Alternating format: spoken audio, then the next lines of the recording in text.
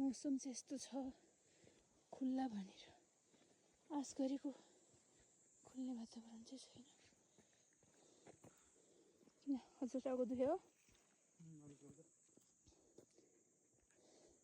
यो चाहिँ हाम्रो पछि लागेर छ।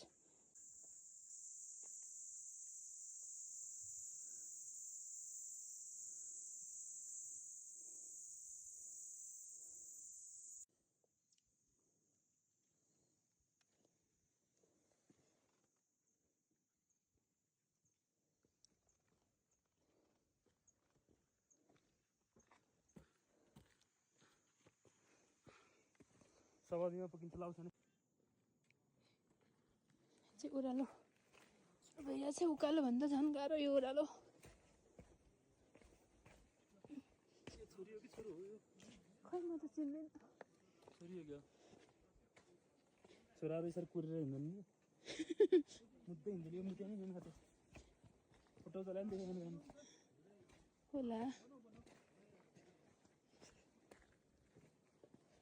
ओहो यहाँ त पहाड काटेर बाटो बनिया रहेछ त।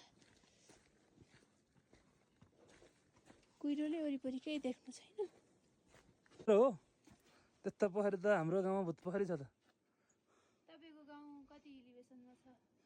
900। यस्तो फुलहरू यस्तो पहाडहरू यो मौसम छ? यो एडभेन्चर छैन?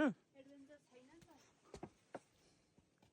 अलि खित्रिङ्ग भयो भने घोडा जान्छ नि चालमा चाहिँ एडभेन्चर।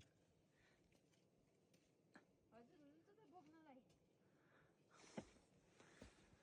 ल गाइस हामी पाँच पोखरीको नजिक नजिक आइपुगेका छौँ अब। ओ माई गड बहुतै साङ्ग्रो रहेछ यार। म त यार मुस्किलले अटेँ। तँले धेरै मोटाउनु भन्थ्यो र। खालि जिब्रो जहाँ पनि जिब्रो निकाल ठिक्क छ। माया बल्ल बल्ल अटेको। तल पनि ठाडो भिड छ। यहाँ सानो बाटो छ। माथि पनि भिड छ। मौसम खुलेको छैन। मेरो बुढो पछाडि आउँदै हुनुहुन्छ। अब कति बेर लाग्छ हामीलाई? 40 मिनट अझै। पुरै ठाडै भिड छ नि त तल।